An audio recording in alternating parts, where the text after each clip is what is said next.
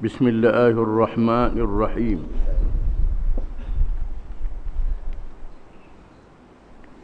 Semua Rasul ditaklifkan supaya menyampaikan dakwah dan risalah. Tidak harus bagi mereka meminda dengan menambah atau mengurangkan walaupun satu huruf dari apa-apa yang diwahyukan oleh Allah Subhanahu wa taala. Rasul bukan sahaja wajib bersifat dengan tabligh, menyampaikan, dengan maksud mereka menyampaikan semua perkara yang diperintah oleh Allah supaya memberitahu kepada manusia, sehingga menyampaikan itu menjadi perangai dan sifat kepada semua rasul-rasul alaihi wassalatu wassalam. Mereka juga diperintah dengan perintah wajib, bukan sunat, wajib menyampaikan dakwah, yakni menyeru manusia kepada Islam, menyampaikan risalah, menyampaikan ajaran Allah yang diperintah supaya mereka memberitahu kepada manusia. Dan mereka menyampaikan semuanya, tidak meminda, tidak menambah, tidak mengurangkan walaupun sedikit. Oleh itu kita dapati ayat-ayat yang dimulakan dengan qul, katakanlah wahai Muhammad sallallahu alaihi wasallam, yakni ayat-ayat yang ditujukan kepada batang tubuh Rasulullah sallallahu alaihi wasallam supaya disampaikan kepada umatnya. Kita dapati Rasulullah sallallahu alaihi wasallam menyampaikannya seperti ia diturunkan kepadanya, dengan tidak meminda, menambah atau mengurangkannya. Termasuklah ayat-ayat yang ditujukan kepada diri Rasulullah sallallahu alaihi wasallam, kepada batang tubuhnya. Allah Ta'ala memerintah kepada diri Nabi, qul, katakanlah wahai Muhammad. Perkataan qul itu tak dibuang. Tak dibuang daripada apa yang diwahyukan oleh malaikat Jibril dengan perintah daripada Allah Subhanahu wa taala. Bacalah firman Allah Ta'ala, qul hadhihi sabili ad'u ila Allah ala basiratin ana wa man ittaba'ani wa subhanallahi wa ma ana minal musyrikin. Surah Yusuf ayat 108. Artinya, katakanlah, inilah jalanku, aku dan orang-orang yang mengikutku, mengajak kamu kepada Allah dengan hujjah yang nyata. Maha suci Allah, dan aku tidak termasuk orang-orang yang musyrik, yang menyekutukan Allah dengan sesuatu yang lain. Ayat ini disebut dalam Quran, tak dibuang perkataan qul. Qul dengan makna katakanlah wahai Muhammad sallallahu alaihi wasallam.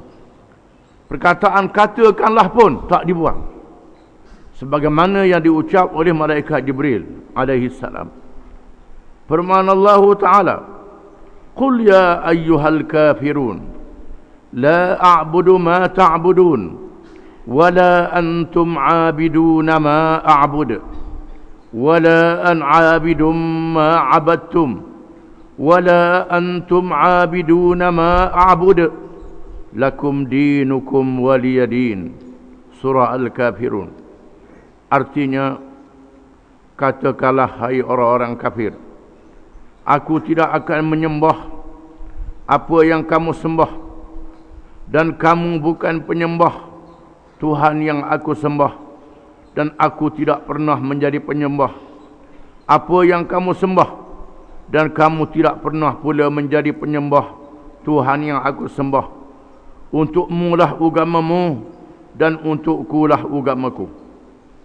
Kalau dilihat pada zahirnya tidaklah perlu disebut perkataan qul. Katakanlah. Ketika memberitahu umatnya. Tetapi Rasulullah SAW itu wajib bersifat amanah dalam menyampaikan perintah Tuhannya dengan tiap-tiap hurufnya, dengan tidak meminda, menambah dan mengurangkannya. Menunjukkan bahawa Rasulullah SAW menyampaikan tiap-tiap perkataan yang diwahyikan kepadanya. Walaupun perkataan itu ditujukan kepada dirinya sendiri, tak ditujukan kepada umatnya. Apa hikmah? Hikmahnya ialah kerana diri Nabi SAW juga adalah menjadi contoh kepada umatnya. Apabila Rasul alaihi wassalatu wassalam itu menyampaikan segala yang diperintah oleh Allah Subhanahu wa taala dengan begitu rupa dan caranya, maka tidak ada hujah lagi bagi manusia atau berdalih pada hari kiamat. Dan sesungguhnya Allah Subhanahu wa taala itu Maha Adil dan penyayang. Dia tidak menghukum hamba-hambanya dengan sewenang-wenang. Kalau begitulah sifat Rasul alaihi wassalatu wassalam, menyampaikan semua ajaran Allah Subhanahu wa taala. Tak tinggal walaupun sedikit, maka tidak ada hujah bagi manusia pada hari kiamat kelak untuk menyatakan bahawa Rasul tak beritahu. Tak ada hujah.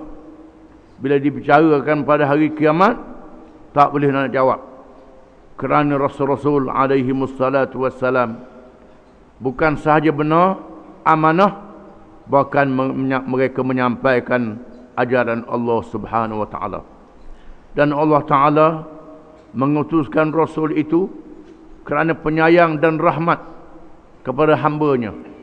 Allah Ta'ala tidak menghukum hambanya yang tidak menyampaikan, yang tidak disampaikan seruan kepadanya.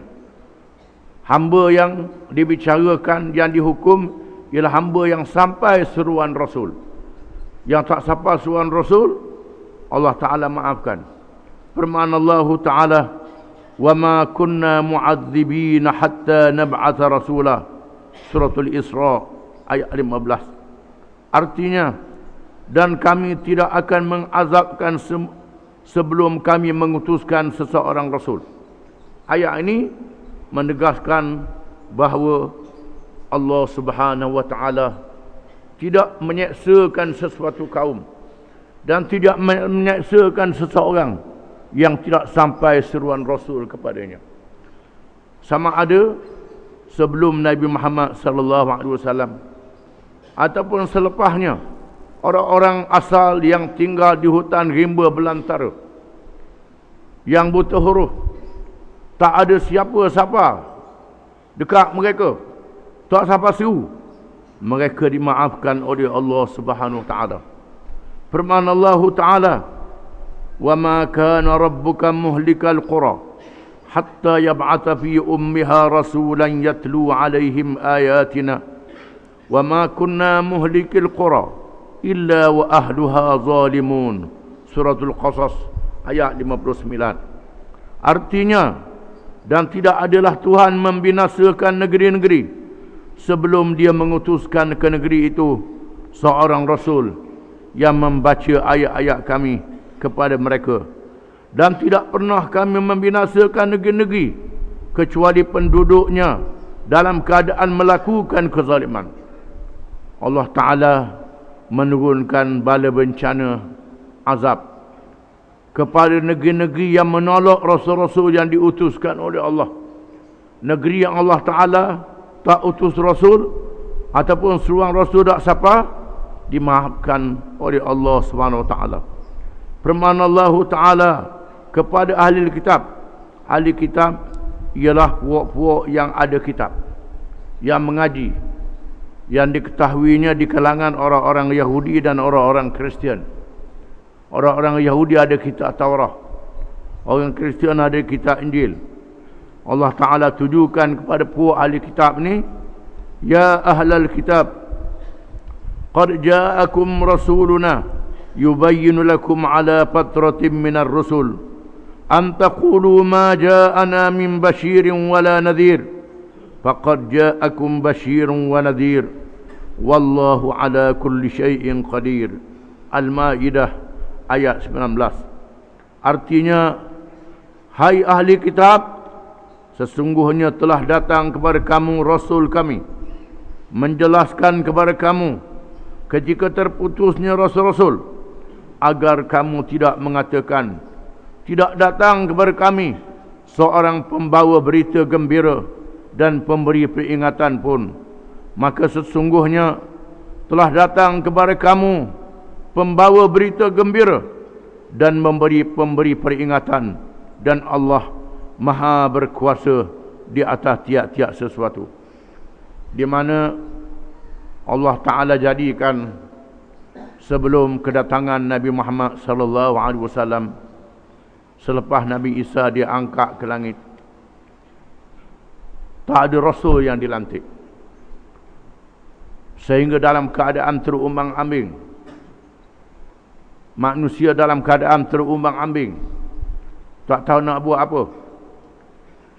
Golongan ahli kitab banyak yang menyeleweng, ikut kerajaan-kerajaan yang zalim, kerajaan-kerajaan yang mengikut hawa nafsu.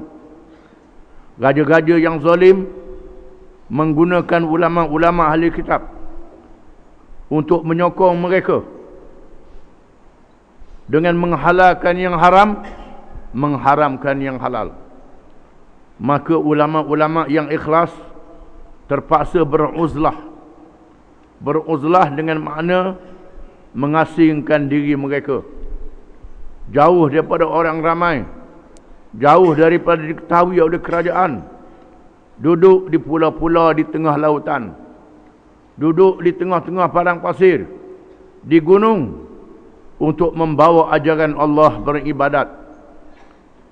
Bukan betapa nak jumpa dengan syaitan. Orang Melayu kata betapa jumpa dengan syaitan nak cari kelebihan dunia. Itu semua karut. Sebenarnya ulama-ulama ini beruzlah bila berlakunya fitnah, berlakunya bencana dalam perkara agama. Nak mengajar tak boleh, nak bersyarah tak boleh. Maka ulama-ulama di masa itu beruzlah, mengasingkan diri di tempat yang jauh. Inilah keadaan sebelum dilahirkan Nabi Muhammad sallallahu alaihi wasallam, di mana berita kelahirannya sudah disebut di dalam Taurat, disebut di dalam Injil, disebut di dalam kitab berbagai-bagai agama. Maka manusia menunggu-nunggu kedatangan Nabi Muhammad sallallahu alaihi wasallam, Rasul yang dilantik oleh Allah macam rasul-rasul zaman dahulu. Manusia yang benar, yang amanah, yang paling cerdik dan bijak, berakhlak dengan akhlak yang mulia, menyampaikan ajaran Allah. Itulah keadaan sebelum kelahiran Nabi Muhammad sallallahu alaihi wasallam. Allah Ta'ala jadikan begitu kerana Nabi Muhammad adalah Nabi akhir zaman, diutuskan kepada seluruh manusia, berbeza dengan rasul-rasul sebelum daripadanya, untuk umat dia saja, kaum dia saja, negeri dia saja, dan zaman dia saja.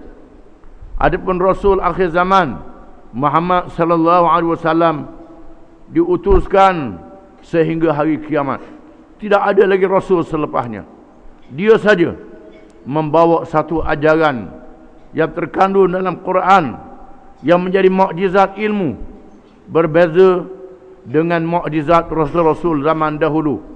Mukjizat Rasul zaman dulu hilang setelah Rasul itu wafat, meninggal dunia. Adapun mukjizat Nabi akhir zaman Muhammad sallallahu alaihi wasallam berterusan sehingga hari kiamat, iaitulah Al-Quranul Karim, kitab mukjizat yang tak boleh dilawan oleh manusia sehingga hari ini.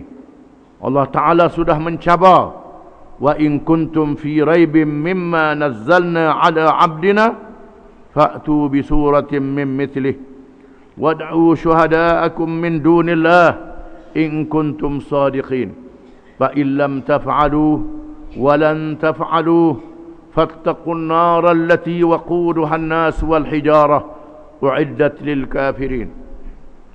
Dan jika sekiranya kamu ragu, kamu syak, kamu tidak percaya daripada apa, yakni Quran yang telah kami turunkan kepada hamba kami, yakni Muhammad sallallahu alaihi wasallam, sila kamu buat satu surah sepertinya.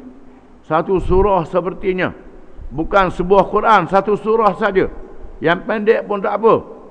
Panggillah penolong-penolong kamu.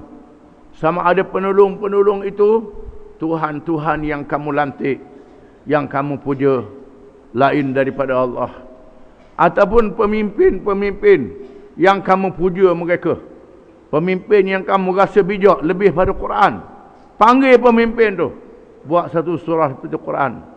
Ataupun ahli-ahli cerdik pandai dalam segala ilmu, apa saja ilmu, ilmu agama, ilmu politik, ilmu ekonomi, ilmu sains, teknologi, panggil mereka buat satu surah seperti Quran berkenaan dengan ilmu masing-masing. Kalau kamu adalah orang-orang yang benar, jika kamu tidak dapat membuatnya, dan kamu tidak akan dapat membuatnya, takutlah kamu akan api neraka, di mana umpan neraka itu manusia-manusia dan batu-batu. Neraka itu disediakan untuk orang-orang yang kafir, yang engkar, yang melawan Al-Quran, melawan Nabi Muhammad sallallahu alaihi wasallam. Apabila Nabi SAW diutuskan oleh Allah zahir ke dunia menyampaikan ajarannya, ulama-ulama ahli kitab yang ikhlas muncul ke depan, beriman dengan Rasulullah sallallahu alaihi wasallam. Tinggallah ulama-ulama yang bersekongkol dengan raja-raja yang zalim, yang bacul, yang mencari harta dunia, yang tidak percaya kepada kemenangan dunia dan akhirat yang dijanjikan oleh Allah Subhanahu wa taala. Sesungguhnya Rasulullah sallallahu alaihi wasallam menyampaikan ajaran Tuhannya ketika turunnya firman Allah taala, fasda' bima tu'mar wa a'rid 'anil jahilin, suratul Hijr ayat 94. Artinya, maka sampaikanlah olehmu secara terang-terangan segala apa yang diperintahkan kepadamu, dan berpalinglah dari orang-orang musyrikin. Mula-mula terima wahyi, Rasulullah SAW menyampaikan ajaran secara rahsia, secara senyap-senyap, kerana peringkat itu peringkat yang sangat menekan. Orang tak tahu apa lagi, maka disampaikan secara senyap-senyap. Akhirnya Allah Ta'ala turunkan ayat, fasda' bima tu'mar wa a'rid 'anil jahilin, maka sampaikanlah olehmu secara berterang-terangan segala apa yang diperintahkan kepadamu, dan berpalinglah dari orang-orang musyrikin. Terus dikerah segala penduduk Mekah. Penduduk Mekah pun dikerah untuk menyampaikan satu ceramah, menyampaikan ceramah, menyampaikan khutbah. Khutbah tu ceramah lah. Orang Arab kata khutbah, orang Melayu kata ceramah. Jenis dak erti ceramah lain, khutbah lain. Itu dak erti. Apabila mereka berkumpul di Bukit Safa, berkumpul di ramai-ramai di Bukit Safa, bersabdalah Rasulullah sallallahu alaihi wasallam, dipetik sebahagian ucapannya, ara'aitum law anni akhbartukum anna khailan bisabhil jabali turidu an tughira alaikum hal kuntum musaddiqi? Qalu na'am. Ma jarrabna bukan ma jaraina, dengar apa? Ma jarrabna alayka kadiban qattu. Faqala lahum Rasulullah sallallahu alaihi wasallam, fa inni nadhirun lakum baina yaday adabin syadid. Rawahu at-Tabarani. Artinya, apa pandangan kamu? Sekiranya aku memberitahu kamu bahawa di kaki bukit sana ada pasukan berkuda datang untuk memerangi kamu, adakah kamu membenarkan aku? Kamu percaya? Nabi kata, sekiranya aku beritahu kepada kamu di belakang bukit, kamu tak nampak lindung. Lindung tak nampak. Aku beritahu di belakang bukit ada bala tentera berkuda yang datang untuk memerangi kamu. Kamu percaya ke tak? Walaupun kamu tak nampak, aku beritahu. Mereka menjawab, ya, selama-lamanya kami tidak pernah mengalami sesuatu yang bohong darimu. Kami percaya kerana mu ni wahai Muhammad tak pernah cakap bohong. Benar. Mu adalah seorang yang benar. Tak pernah bohong. Kalau mu beritahu apa saja kami percaya, beritahulah. Kami nak dengar. Bersabda Rasulullah sallallahu alaihi wasallam, maka aku memberi amaran kepada kamu tentang adab yang pedih yang berada di hadapan kamu. Aku nak beritahu kepada kamu azab yang pedih berada di hadapan kamu. Sekiranya kamu tidak mengesahkan Allah, kamu tidak meninggalkan menyembah patung-patung dan berhala-berhala. Patung-patung dan berhala adalah syirik. Kamu tak tinggal patung berhala ni, tak sembah Allah Ta'ala saja, kamu akan diseksa pada hari kiamat kelak. Berkatalah Abu Lahab. Abu Lahab ni ialah pak saudara Nabi SAW. Bukan orang lain, pak saudara dia sendiri. Celaka sungguh kamu wahai Muhammad, kerana ini kamu mengumpulkan kami. Celakamu Muhammad, kerana ni mu ajak kami berkumpul nak syarah bab ni je. Kerana Abu Lahab ni ialah pak saudara Nabi, orang yang paling suka bila boleh anak saudara. Bila Nabi SAW dilahirkan ke dunia, Abu Lahab ni lah orang yang paling gembira sekali, yang suka kerana boleh anak saudara. Bahkan mencari perempuan untuk menyusu Nabi SAW. Maknanya dia antara orang yang mula-mula sambut Nabi beranak, Abu Lahab. Bila Nabi jadi rasul, dia lawan Nabi. Begitulah. Kalau hari ni orang sambut makhluk je. Sambut makhluk je. Tapi lawan Nabi. Macam Abu Lahab ni lah. Supaya macam Abu Lahab ni. Lalu Allah menurunkan firman-Nya berhubung dengan Abu Lahab. Tabbat yada abi lahabin wa tabb. Ma aghna anhu maluhu wa ma kasab. Sayasla naran dhata lahab. Wa imra'atuhu hammalatal hatab. Fi jidiha hablum min masad. Artinya, binasalah kedua tangan Abu Lahab, dan sesungguhnya dia akan binasa. Tidaklah berfaedah kepadanya harta bendanya dan apa yang dia usahakan. Kelak dia akan masuk ke dalam api neraka yang bernyala, dan begitu juga isterinya, pembawa kayu api, yang di lehernya ada tali sabut. Allah Ta'ala turunkan ayat mengutuk Abu Lahab dan isterinya. Pasal apa? Abu Lahab kuat sangat menentang Nabi ni. Kerana bila orang mari Mekah, orang sembah berhala, beri hadiah, beri pitih, dia tukang pegang pitih, tukang pegang duit, tukang pegang hadiah pada berhala, dia tukang pegang. Bila orang tinggal sembah berhala, tak boleh pitih lah dia, tak boleh benda lah dia. Ini puncanya. Puncanya kerana benda, kerana harta. Kalau orang tak ikut dia, tak boleh harta, tak boleh benda. Ini duduk dalam fikiran dalam kepala dia. Sanggup dia lawan anak saudara dia sendiri, Muhammad sallallahu alaihi wasallam. Lawan pula bersama dengan isteri dia. Isteri dia tukang cari kayu berduri, kayu api, kayu yang ada duri untuk letak di jalan yang dilalui oleh Nabi SAW. Ini kerja dia, menyebarkan fitnah. Bila ada orang mari daripada luar, Nabi nak berdakwah, Nabi ajak, lepas Nabi tinggal, dia pula beritahu, hak cakap tadi tu anak saudara aku pelawak, anak saudara aku tu bohong. Kerana apa? Kerana takut tak boleh benda. Ini dia, Quran adalah kitab mukjizat, kitab petunjuk. Pasal apa orang tak ikut Islam hari ni? Takut tak boleh benda. Ini serupa dengan Abu Lahab ni. Serupa je. Kita baca Quran saja, kita tak ambil petunjuk Quran. Tak tahu sebab diturunkan Quran. Tak mengaji tafsir. Ini pucanya.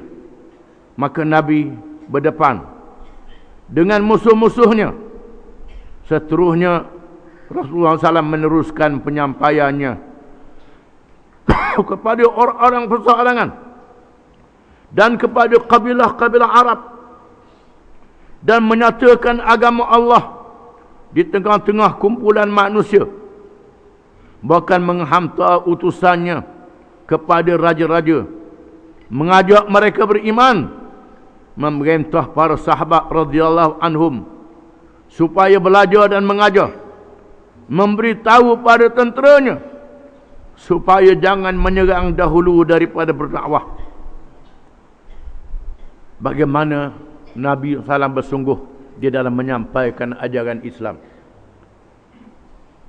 sehingga berjumpa dengan orang perseorangan, ajak anak beranak dia sendiri, berkumpul di rumah, ajak keluarga dia sendiri, pak saudara dia, sepupu dia, pak sepupu dia, ajak semua berkumpul.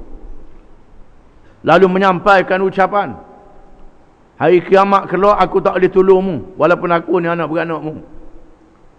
Sekiranya kamu dah ikut Islam, kamu kena ikut Islam, Islam yang menyelamatmu.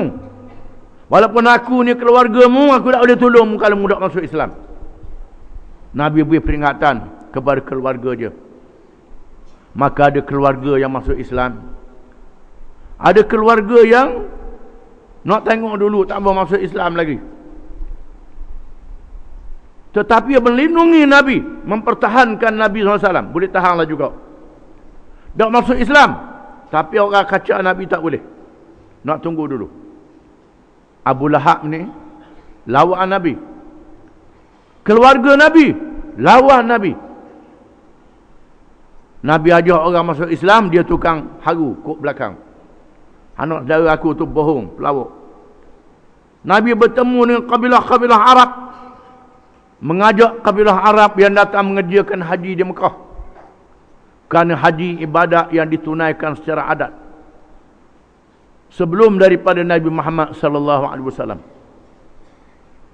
Kemudian Nabi setelah berhijrah ke Madinah, menghantar surat kepada raja-raja di seluruh dunia, ajak raja-raja masuk Islam, raja-raja kuasa-kuasa besar dunia yang ada jajahan takluk je.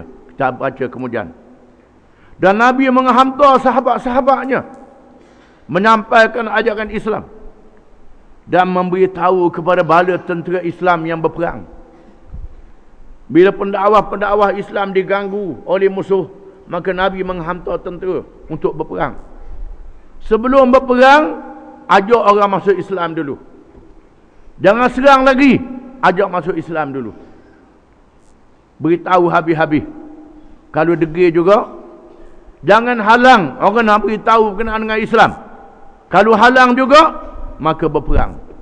Kita akan baca kemudian, menunjukkan betapa kesungguhan Rasulullah SAW dalam menyampaikan ajaran Islam. Wallahu a'lam.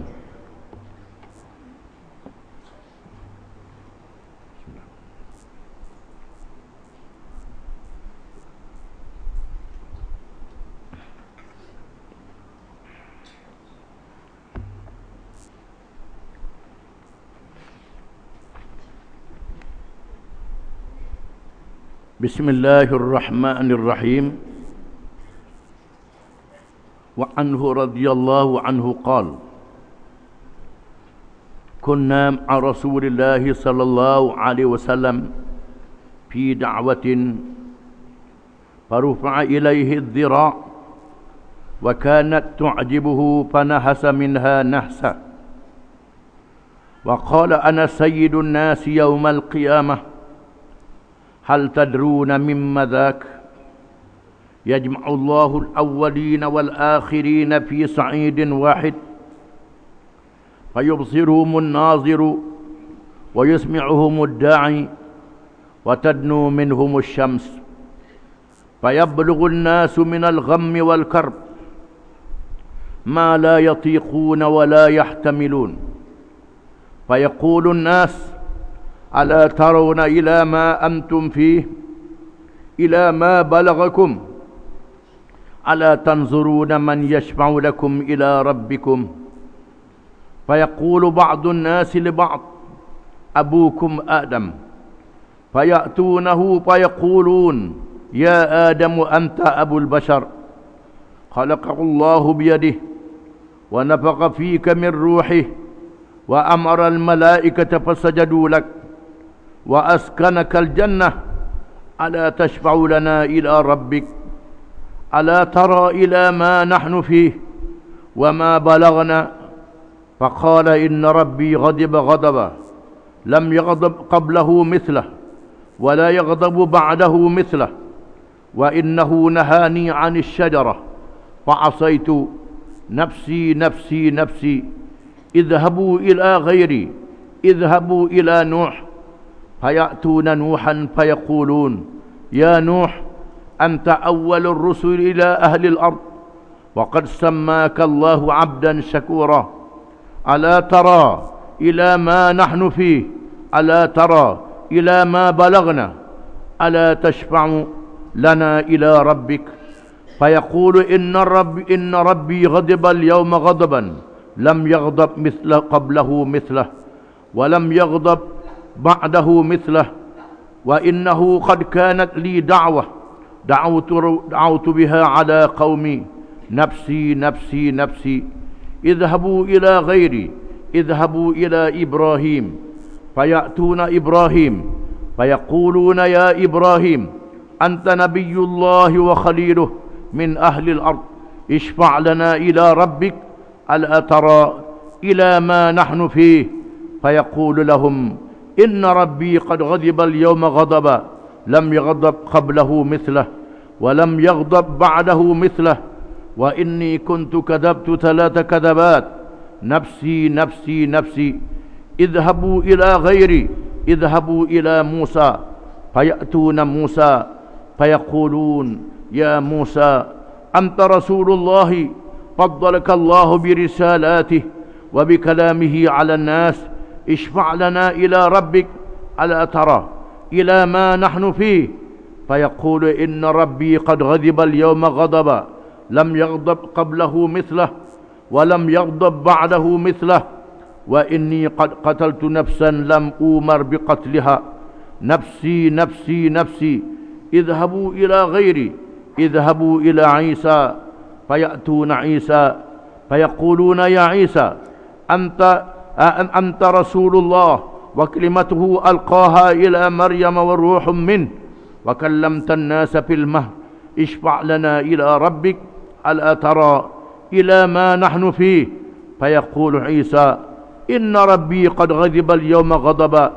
لم يغضب قبله مثله ولم يغضب بعده مثله ولم يذكر ذنبا نفسي نفسي نفسي اذهبوا إلى غيري اذهبوا إلى محمد صلى الله عليه وسلم وفي رواية فيأتوني فيقولون يا محمد أنت رسول الله وخاتم الأنبياء وقد غفر الله لك ما تقدم من ذنبك وما تأخر اشفع لنا إلى ربك ألا ترى إلى ما نحن فيه فأنطلق فآتي تحت العرش فأقع ساجدا لربي ثم يفتح الله علي من محامده وحسن الثناء عليه شيئا لم يفتحه على أحد قبلي ثم يقال يا محمد ارفع رأسك سل تعطه واشفع تشفع واشفع تشفع فارفع رأسي فأقول أمتي يا رب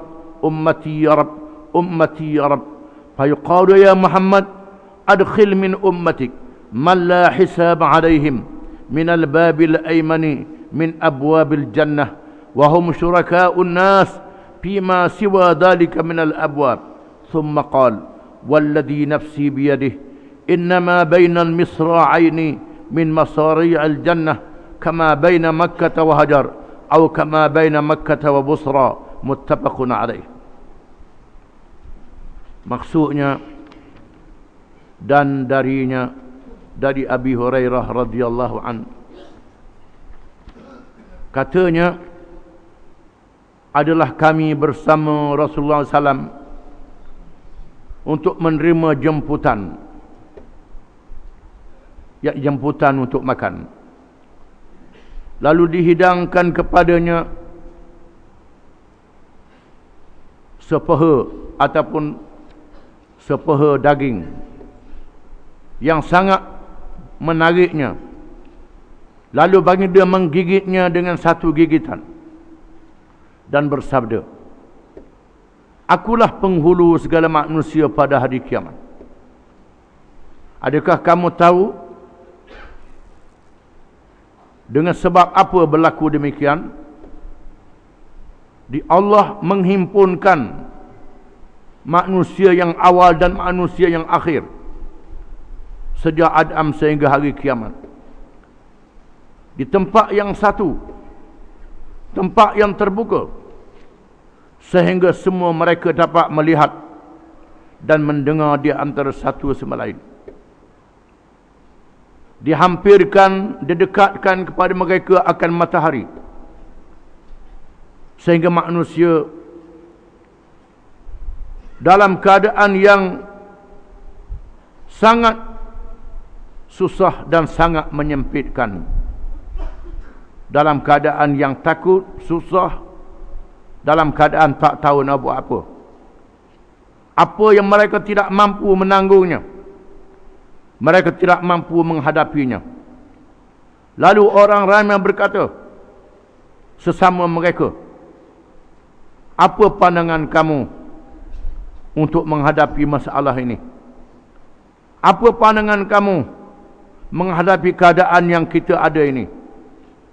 Apa pandangan kamu kalau kita mencari orang yang boleh memberi syafaat, memohon pertolongan daripada Tuhan kamu? Lalu mereka bercakap sesama mereka, pergilah berjumpa dengan bapa kamu Adam.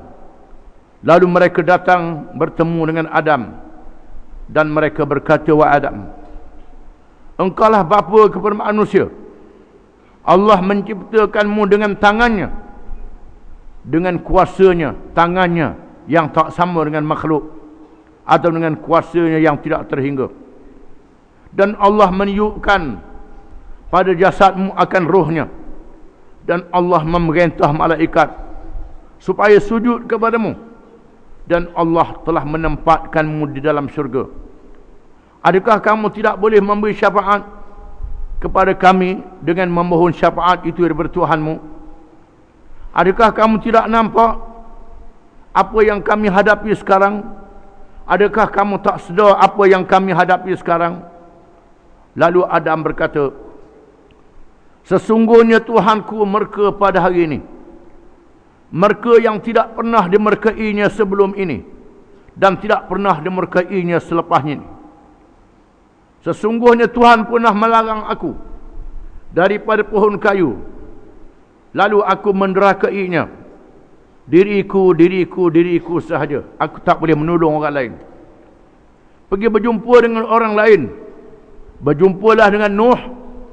Lalu mereka datang menemui Nuh dan mereka berkata, wahai Nuh, engkaulah Rasul yang awal di muka bumi, yakni yang berdakwah, yang menghadapi ujian dalam perjuangan. Allah menamakanmu hamba yang sangat bersyukur. Adakah kamu tidak nampak apa yang kami hadapi? Adakah kamu tidak nampak apa yang menimpa kami? Adakah tidak boleh kamu memberi syafaat kepada kami, memohon pertolongan daripada Tuhan? Nuh menjawab, Tuhanku merka pada hari ini, merka yang tidak pernah berlaku sebelumnya dan tidak pernah berlaku selepasnya. Sesungguhnya aku pernah melakukan satu kesalahan. Aku mendoakan untuk membinasakan kaumku. Diriku sahaja. Pergilah berjumpa kepada orang lain. Sila berjumpa Ibrahim. Lalu mereka datang menemui Ibrahim. Dan mereka berkata, wahai Ibrahim, engkaulah Nabi Allah. Engkaulah kekasihnya di muka bumi. Berilah syafaat kepada kami, memohon syafaat dari Tuhanmu. Adakah engkau tak nampak apa yang kami hadapi hari ini? Ibrahim berkata, sesungguhnya Tuhanku merka pada hari ini, merka yang tidak pernah sebelumnya dan tidak pernah selepasnya. Aku pernah berbohong sebanyak 3 kali bohong. Diriku sahaja. Pergilah berjumpa dengan orang lain, berjumpa dengan Musa. Lalu mereka datang bertemu Musa. Lalu berkata, wahai Musa, engkaulah Rasulullah yang Allah kurniakan kelebihan kepadamu dengan segala kerasulannya. Dan Allah bercakap denganmu secara langsung apa yang tak dilakukan kepada manusia yang lain. Berilah syafaat kepada kami, memohon pertolongan daripada Allah. Adakah engkau tidak nampak apa yang kami hadapi pada hari ini? Musa berkata, sesungguhnya Tuhanku merka pada hari ini, kemerkaan yang tidak pernah sebelumnya dan tidak pernah selepasnya. Aku pernah melakukan kesalahan. Aku pernah membunuh orang yang aku tidak dibenarkan membunuhnya. Diriku sahaja. Pergilah berjumpa dengan orang lain, berjumpa dengan Isa. Lalu mereka datang bertemu Isa dan mereka berkata, wahai Isa, engkaulah Rasulullah, engkaulah kalimahnya yang diucapkan kepada Maryam dan ruh daripada Allah. Dan engkaulah dikurniakan mukjizat bercakap ketika kanak-kanak masih kanak-kanak dalam buayan. Berilah syafaat kepada kami, memohon syafaat kepada Tuhanmu. Adakah engkau tidak nampak apa yang kami hadapi pada hari ini? Isa berkata, sesungguhnya Tuhanku merka pada hari ini, merka yang tidak pernah sebelumnya dan selepasnya. Isa tidak menyebut apa-apa kesalahannya. Isa berkata, diriku sahaja. Berjumpalah dengan yang lain, berjumpalah dengan Muhammad. Mengikut riwayatnya, Nabi bersabda lagi, lalu mereka datang berjumpa denganku dan mereka berkata, wahai Muhammad, engkaulah Rasulullah, engkaulah penutup segala nabi-nabi. Allah mengampunkan dosamu yang terdahulu dan dosa yang kemudian. Beri syafaat kepada kami dengan memohon syafaat kepada Tuhanmu. Adakah engkau tidak nampak apa yang kami hadapi pada hari ini? Lalu aku pergi. Nabi yang sama bersabda, lalu aku pun bertolak untuk menghadap Tuhanku di bawah arasy, dan aku tersungkur sujud. Allah membukakan hatiku untuk menyebut segala pujiannya dan pujian-pujian yang terbaik yang tidak pernah dikurniakan kepada aku untuk menyebut pujian itu kepada seorang pun sebelum daripadaku. Kemudian dipermankan kepadaku, wahai Muhammad, angkat kepalamu, minta engkau diberi, minta syafaat, engkau diberi syafaat. Lalu aku angkat kepalaku dan aku berkata, umatku wahai Tuhanku, umatku wahai Tuhanku, umatku wahai Tuhanku.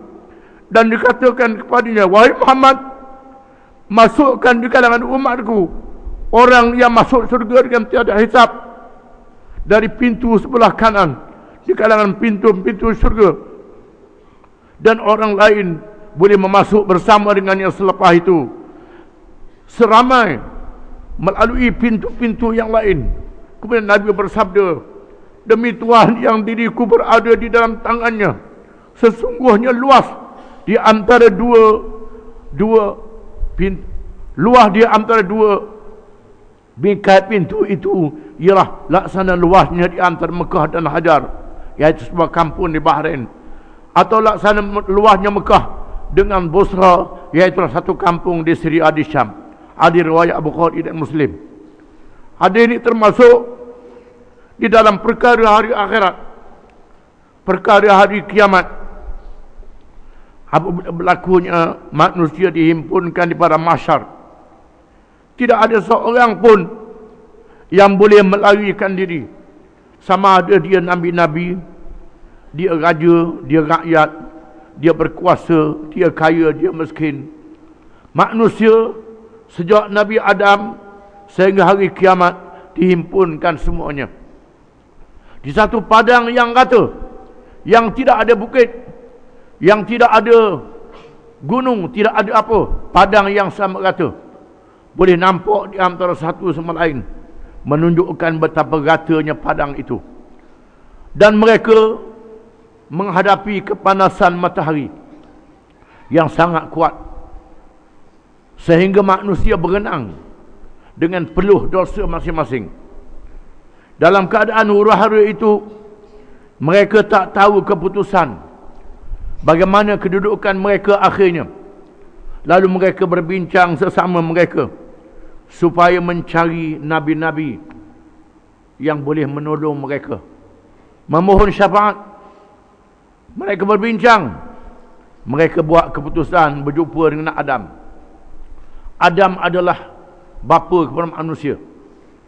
Mereka bertemu dengan Adam, beritahu, mereka kata pada Adam, wahai Adam, engkaulah bapa kami, engkaulah manusia yang pertama dicipta oleh Allah.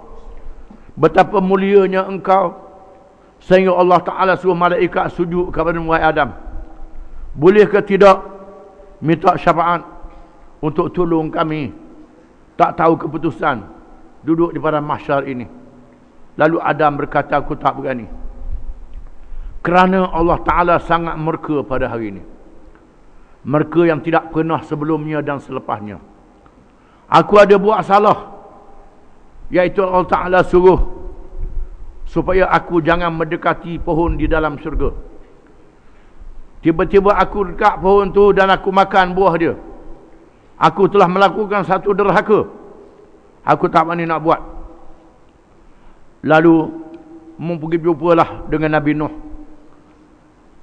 Takut Nuh boleh tolong. Lalu mereka berjumpa dengan Nabi Nuh, minta Nuh pohon syafaat daripada Allah untuk dibicarakan. Engkaulah Rasul yang berjuang, Rasul yang dipuji oleh Allah, abdan syakura, hamba yang sangat bersyukur. Wahai Nuh, bolehkah minta syafaat, minta tolong Tuhan selesaikan masalah kami? Nuh kata, aku tak berani. Aku tak berani kerana Tuhan sangat murka pada hari ini. Aku tak berani. Aku pernah melakukan satu kesalahan bila aku doa dibinasakan kaumku semuanya. Berjumpa dengan orang lain, jumpa dengan Ibrahim. Lalu mereka berjumpa dengan Ibrahim, merayu pada Ibrahim, wahai Ibrahim, boleh ke tidak beri syafaat, minta kepada Allah supaya Allah selesaikan masalah kami? Ibrahim kata, aku tak berani, kerana Allah dalam keadaan yang murka pada hari ini, yang tidak pernah sebelumnya dan selepasnya. Aku melakukan kesalahan, aku berbohong 3 kali, kata Ibrahim. Yang pertama, aku bohong apabila Raja Namrud mengerahkan seluruh rakyat supaya berpesta pada hari raya, hari pemujaan. Aku kata aku tak boleh pergi kerana aku sakit, padahal aku tak sakit. Yang kedua, aku bohong bila aku hancurkan berhala. Aku hancurkan berhala, aku tinggal yang paling besar. Aku letak kapok pada yang besar. Bila dia tanya siapa yang memecahkan berhala, aku tanya yang besar. Boleh jadi yang besar memecahkan berhala, kata Ibrahim. Yang ketiga, aku berbohong bila aku pergi ke Mesir, bila Raja Mesir nak ganggu isteri aku. Lalu bila dia tanya siapa ni, aku kata ini Sarah ni adalah saudara aku. Aku tak mengaku dia isteri aku. Aku bohong 3 kali, kata Ibrahim. Lalu mereka berjumpa pula dengan Nabi Musa. Setelah Ibrahim nasihat supaya berjumpa Nabi Musa, Musa pun tak sanggup. Musa kata, aku buat salah. Aku bunuh kaum Fir'aun. Aku telah melakukan satu pembunuhan yang terkena kisahnya dalam Quran. Aku tak berani, aku buat salah. Cari orang lain, cari Isa. Jumpa dengan Nabi Isa. Minta tolong Isa beri syafaat. Isa kata tak boleh. Isa tak sebut salah apa-apa. Isa tak ada salah apa-apa. Tak sebut kesalahan dia. Tapi aku tak berani, kata Isa, pergi berjumpa dengan Muhammad. Akhirnya berjumpa dengan Nabi Muhammad sallallahu alaihi wasallam. Di mana kisah ni diberitahu oleh Allah kepada Nabi SAW supaya Nabi memberitahu kepada umatnya. Allah Ta'ala mengurniakan kepadanya keistimewaan yang tak diberi kepada Nabi-Nabi yang lain, iaitulah memberi syafaat yang besar pada hari kiamat supaya dibicarakan manusia seluruhnya. Bila mereka berjumpa dengan aku, kata Nabi SAW, lalu aku pun menghadap Tuhan, memuji dengan pujian yang tak pernah aku sebut, tak pernah Nabi-Nabi zaman dulu sebut. Aku memuji Tuhanku dengan pujian yang baik. Lalu Allah berfirman, wahai Muhammad, angkat kepalamu, minta apa yang nak minta. Yang pertama sekali Nabi minta ialah umat dia. Ummati, ummati, ummati, ummati. Umat aku, umat aku, umat aku. Itu yang pertama. Tak dari manusia yang lain. Umat aku. Wahai Tuhanku, umatku. Lalu Tuhan kata, tidakkah wahai Muhammad, aku berjanji bahawa sebahagian umat kamu masuk syurga dengan tiada hisab. Iaitulah 70,000 di kalangan umat Nabi Muhammad SAW yang masuk syurga dengan tiada hisab. Yang disebut dalam hadis yang terkenal. Hadis yang terkenal, 70,000 masuk syurga dengan tiada hisab. Lalu Ukasyah bertanya, wahai Rasulullah, adakah saya termasuk? Nabi kata, ya, mu termasuk. Mu termasuk. Lalu sahabat lain tanya, saya Rasulullah, sabaqaka Ukasyah. Usyah mendahuluimu, kata Nabi. Orang lain tak boleh, Ukasyah saja yang izinkan sebut. Orang lain tak disebut nama. Ukasyah ni mati syahid dalam satu medan peperangan. Boleh orang Melayu cukup dengan baca doa Ukasyah duduk di rumah. Ada doa Ukasyah, tak sah jua. Baca doa tu duduk saya saja. Ukasyah ni mati syahid dalam perjuangan. Dia masuk syurga dengan tiada hisab.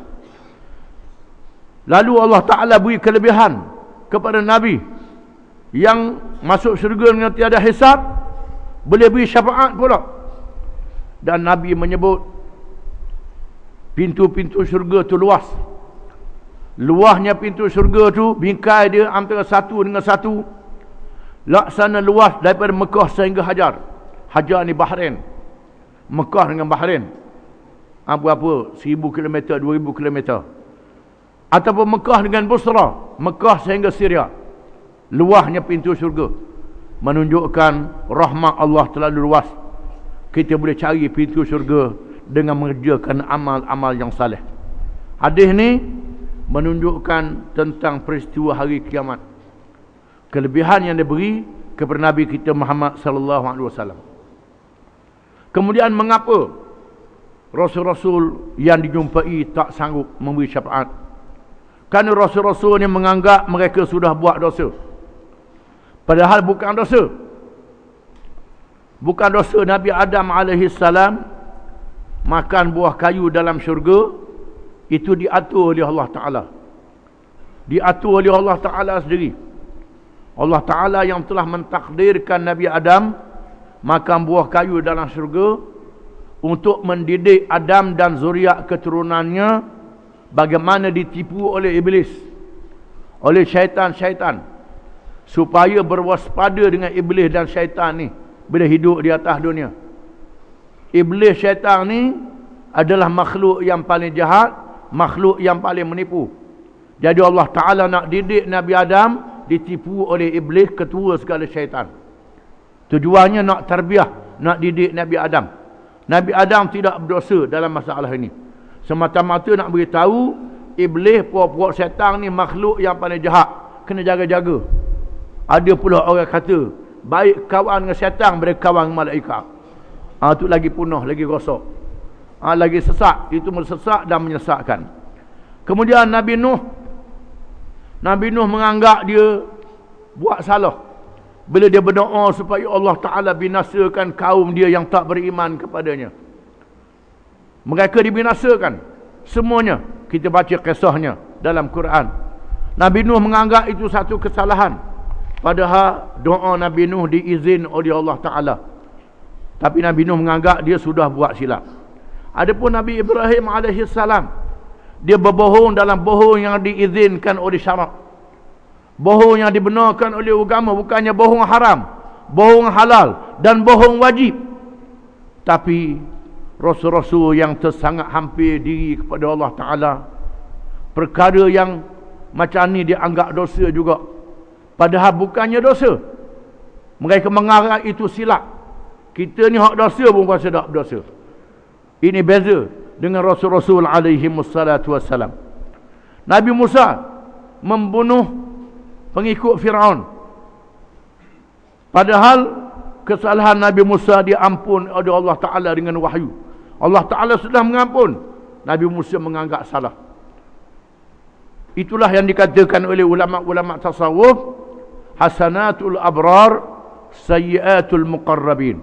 Amal-amal baik yang dilakukan oleh abrar, oleh orang-orang yang baik, masih dianggap dosa oleh muqarrabin, orang-orang yang sangat hampir kepada Allah Ta'ala, kerana merasa dirinya terlalu kecil di hadapan Allah Ta'ala, sehingga perkara yang kecil pun dianggap dosa.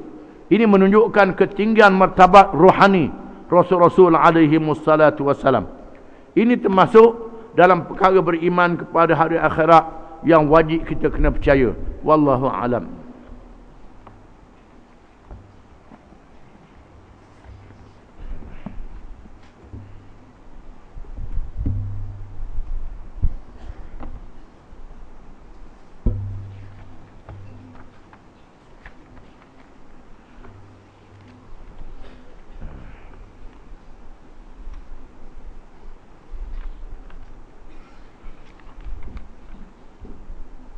أعوذ بالله من الشيطان الرجيم. قال نوح رب إنهم عصوني واتبعوا من لم يزده ماله وولده إلا خسارا ومكروا مكرا كبارا وقالوا لا تذرن آلهتكم ولا تذرن ودا ولا سواعا ولا يغوث ويعوق ونسرا وقد أضلوا كثيرا ولا تزد الظالمين إلا ضلالا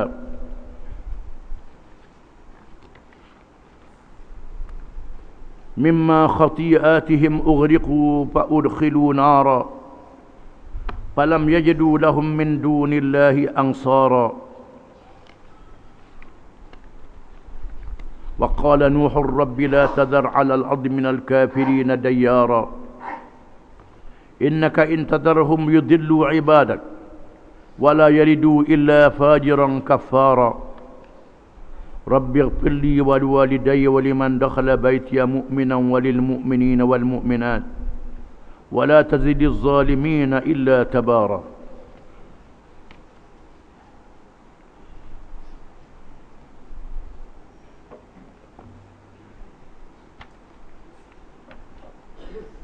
Maksudnya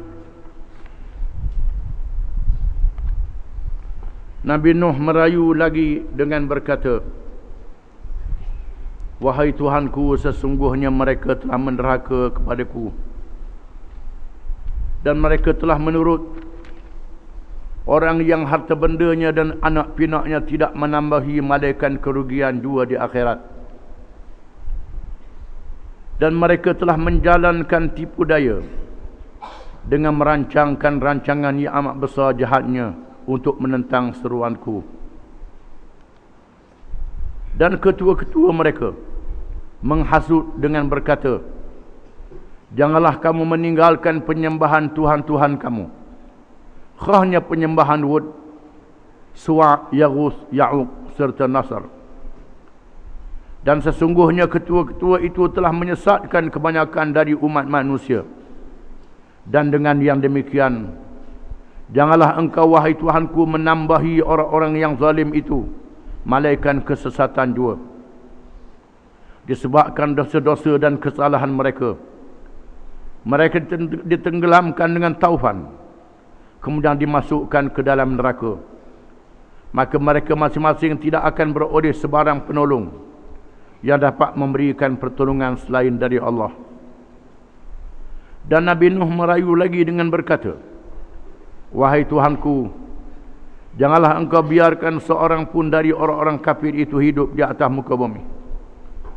Kerana sesungguhnya jika engkau biarkan mereka hidup, nescaya mereka akan menyesatkan hamba-hambamu. Dan mereka tidak akan melahirkan anak, malaikat yang berbuat dosa lagi kufur ingkar. Wahai Tuhanku, ampunkanlah bagiku dan bagi kedua ibu bapaku, serta bagi sesiapa yang masuk ke rumahku dengan keadaan beriman. Dan ampunkanlah bagi sekalian orang-orang yang beriman, lelaki dan perempuan, dalam segala zaman. Dan janganlah engkau tambahi orang-orang yang zalim malaikat kebinasaan."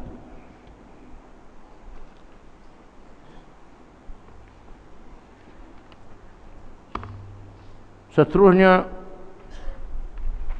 Allah Subhanahu wa taala meneruskan ceritanya dalam surah yang dibaca ini dengan menyebut doa Nabi Nuh alaihi salam yang menghadapi kaumnya yang terus degil, yang tegus melawan Nabi Nuh alaihi salam.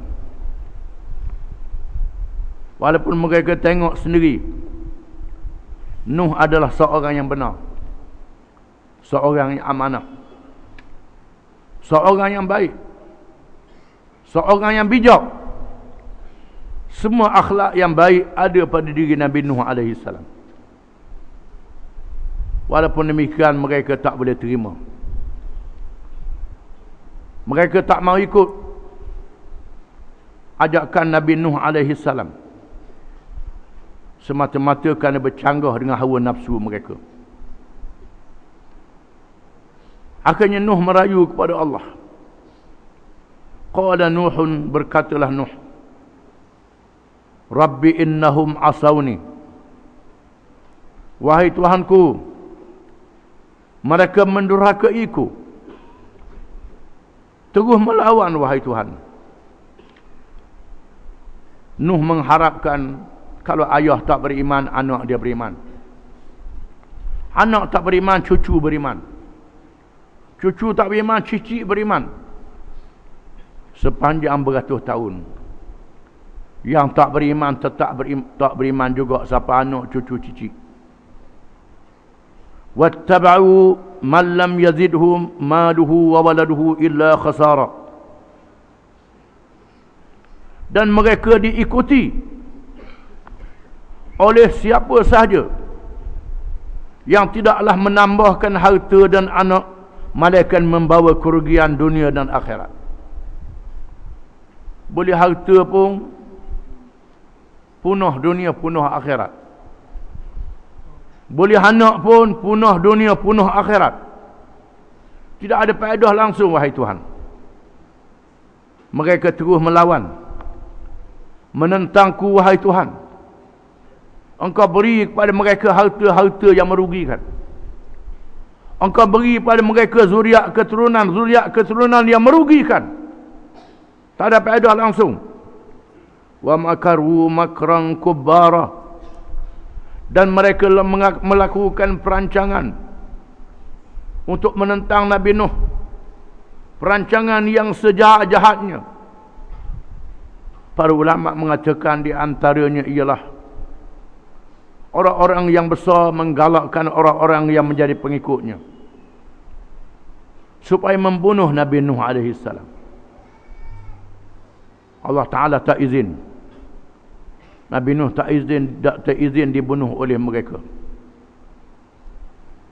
Dan berbagai-bagai cara mereka buat untuk menyakitkan Nabi Nuh alaihi salam dan menentang ajaran yang dibawa, walaupun ajaran itu benar, walaupun mereka tahu Nabi Nuh adalah benar. Berbagai-bagai cara dibuat. Dah lah tak masuk Islam, sekak pula orang nak masuk Islam. Wa qalu, dan mereka berkata, la tadarunna alihatakum, jangan kamu tinggal Tuhan-Tuhan kamu yang kamu puja ni. Wala tadarunna waddan, waddan ni nama Tuhan, jangan tinggal waddan. Wala suwa'an, suwa', Yaghuth, Ya'uq, Nasr, itu nama-nama Tuhan yang mereka puja dan mereka sembah. Para ulama mengatakan ini nama patung-patung pada asalnya patung kepada ayah-ayah dan nenek moyang mereka yang mereka puja, yang dianggap baik, takut lupa, maka buat gambar, buat patung sebagai tugu peringatan. Lepas tu mereka digoda oleh iblis supaya menyembah patung itu. Kalau sayang ke orang tua, kena sembah patung ni. Akhirnya dilantik patung menjadi Tuhan yang lain daripada Allah Subhanahu Wa Taala. Di sinilah maka syariat Nabi Muhammad SAW mengharamkan penggunaan patung, supaya jangan jadi sesat. Termasuklah memuja gambar, ini diharamkan oleh syarak. Puja gambar, orang yang kita sanjung, ini diharamkan oleh syarak. Tak boleh, jangan terlajak, tak boleh sekali-kali. Dan tak digalakkan gambar-gambar ni. Wa qad adallu katsira, dan mereka itu menyesatkan orang ramai dengan kesesatan yang sebanyak-banyaknya. Dahlah sesat, menyesatkan orang lain pula, menyesatkan pengikut-pengikut. Pemimpin menyesatkan pengikut, orang tua menyesatkan budak-budak. Wala tazidiz zalimina illa dalala, dan tidak menambahkan kepada orang yang zalim itu mereka menjadi lebih sesat, wahai Tuhan. Makin lama makin sesat, wahai Tuhanku. Ini pengaduan Nabi Nuh alaihi salam. Mimma khati'atihim ughriqu fa udkhilu nara falam yajidu lahum min dunillahi ansara. Mimma khati'atihim, daripada dosa-dosa yang mereka buat. Khati'atihim ataupun khatayahum, boleh dibaca dengan dua bacaan. Mengikut bacaan Abu Amr, khatayahum. Mimma khatayahum ughriqu fa udkhilu nara. Mengikut bacaan jumhur ulama, khati'atihim makna dia sama je. Kalau khatayahum dia panggil jam' taksir, khati'atihim jama' muannas salim, maknanya satu saja. Dari segi ilmu nahwu, ilmu nahwunya makna satu saja. Dengan sebab dosa-dosa yang mereka buat, ughriqu, mereka ditenggelamkan oleh Allah dengan taupan yang besar yang membinasakan mereka semuanya. Kerana manusia yang ada pada masa kawasan itu saja, tak ada manusia lain. Ahli sejarah menganggarkan negeri Nabi Nuh ialah kawasan negeri Iraq. Iraq sekarang, Iraq sampai ke Turki, sampai ke Syam, itu kawasan negeri kaum Nuh. Itulah kawasan yang ditenggelamkan oleh Allah Ta'ala. Tanah lain tak ada manusia lagi pada masa itu. Manusia yang ada pada hari ini adalah berzuriat anak-anak Nabi Nuh, yang dilahirkan berzuriat Nabi Nuh, yang diselamatkan oleh Allah Ta'ala, yang ada pada hari ini. Semua yang kafir ditenggelamkan oleh Allah Subhanahu Wa Ta'ala. Fa'udkhilu nara, mereka dimasukkan ke dalam neraka. Selepas tenggelam, masuk neraka. Ayat ini menjadi dalil adanya seksa kubur sebelum seksa pada hari kiamat kelak. Ini mengikut pandangan yang asah isi kebanyakan ulama. Di sana ada yang mengatakan lepas pada mati masuk neraka tu masuk neraka hari kiamat. Ada yang mengatakan demikian. Pendapat tu dhaif, lemah. Yang kuatnya belum pada hari kiamat tu dah masuk neraka dah. Ada seksa kubur. Ini pendapat yang asal adanya seksa kubur. Di antaranya ayat ini, ughriqu, mereka ditenggelamkan. Fa udkhilu nara, mereka dimasukkan ke dalam neraka selepas tenggelam itu, menunjukkan adanya seksa kubur. Falam yajidu lahum, maka mereka tidak dapat untuk mereka min dunillahi ansara, selain Allah yang boleh menolong mereka. Tidak ada siapa yang boleh menolong mereka malaikat Allah. Dah mereka lawan Allah Ta'ala, siapa dia lagi nak tolong? Kalau dia Allah Ta'ala lawan Allah Ta'ala, tak dapat pertolongan Allah. Wa qala Nuhun Rabbi la tadhar 'ala al-ardi minal kafirin dayyara. Dan berkatalah Nuh, Allah Ta'ala menyebut doa Nabi Nuh lagi, la tadhar 'ala al-ardi minal kafirin dayyara. Wahai Tuhan, janganlah engkau tinggal di atas muka bumi ini tempat bagi orang kafir, wahai Tuhan. Jangan beri tempat pada mereka, wahai Tuhan. Doa Nabi Nuh. Doa inilah menyebabkan Nabi Nuh tak sanggup nak beri syafaat pada hari kiamat kelak. Dia menganggap dia bersalah, doa dibinasakan semuanya. Dia menganggap begitu, padahal diizinkan oleh Allah Ta'ala. Innaka in tadarhum yudillu ibadak wala yalidu illa fajiran kafara. Wahai Tuhanku, jika engkau tinggal mereka, mereka menyesatkan hamba-hambamu, dan tidaklah mereka beranak, mereka melahirkan anak-anak yang jahat dan kafir. Mengikut riwayat para ulama, Nabi Nuh doa ni, ada seorang orang tua, dia galah anak dia. Nabi Nuh berdakwah. Lepas tu orang tua tu kata, inilah yang menyesatkan ayah dia dulu, menyesatkan tok kiri dia dulu. Anak tu turun ambil tagur Nabi Nuh. Budak tu pun tagur Nabi Nuh. Itu jahatnya daripada tok kiri siapa anak siapa ayah. Jahat habis. Tak ada lagi beriman. Nabi Nuh merayu, wahai Tuhan, tak ada lagi yang beriman, wahai Tuhan. Kalau melahirkan anak pun anak yang kafir, tak ada harapan beriman lagi. Mengikut riwayat setengah ulama, Allah Ta'ala jadikan mereka tidak melahirkan anak selama 70 tahun. Kaum Nabi Nuh tak beranak lagi. 70 tahun tak ada yang melahirkan anak. Dengan makna yang ditenggelamkan adalah mereka yang tua, tak ada kanak-kanak. Ini mengikut riwayat sebagian ulama. Ada ulama mengatakan ada kanak-kanak, kanak-kanak ni dimaafkan oleh Allah Ta'ala. Itu mengikut satu riwayat yang lain. Mengikut riwayatnya, Allah Ta'ala jadikan mereka putus tak melahirkan anak zuriat selama 70 tahun. Ada kata 40 tahun, khilaf ulama. Ada kata ada, dan Allah Ta'ala jadikan kanak-kanak tidak dimasukkan ke dalam mereka, kerana Allah Ta'ala tidak mengazabkan mereka yang tak mukallaf. Seterusnya Nabi Nuh berdoa kepada Allah, Rabbighfirli, wahai Tuhan, ampunilah kepadaku, wali walidayya, dan kepada kedua ibu bapa pun. Dua ibu bapa Nabi Nuh beriman. Ayah dia beriman, mak dia beriman.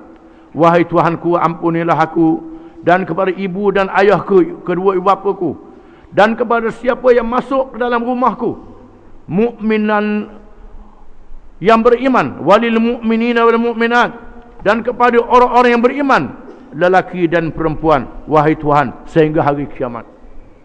Termasuk kita. Nabi Nuh doa, wahai Tuhan, ampunilah yang beriman sampai hari kiamat, lelaki dan perempuan, wahai Tuhanku, wahai Tuhanku, wala tazidiz zalimina illa tabara, dan tidaklah menambahkan kepada orang yang zalim itu malaikat kebinasaan, wahai Tuhan. Dengan mana kalau orang untuk memelihara iman dia, jaga iman dia, tidak membatalkan iman dia dengan cakap-cakap yang membatalkan dua kalimah syahadah, maka dia termasuk dalam doa Nabi Nuh alaihi salam. Kecuali orang yang batal iman dia. Beriman, pergi cakap benda bukan-bukan. Islam tak boleh pakai, Islam tak boleh ikut semua, ikut separuh-separuh. Ini membatalkan iman. Jadi kita kena jaga perkara yang supaya tak buat perkara yang membatalkan iman. Maka masuklah kita dalam doa malaikat dan doa nabi-nabi kepada orang yang beriman, termasuk doa Nabi Nuh alaihi salam. Wallahu a'lam.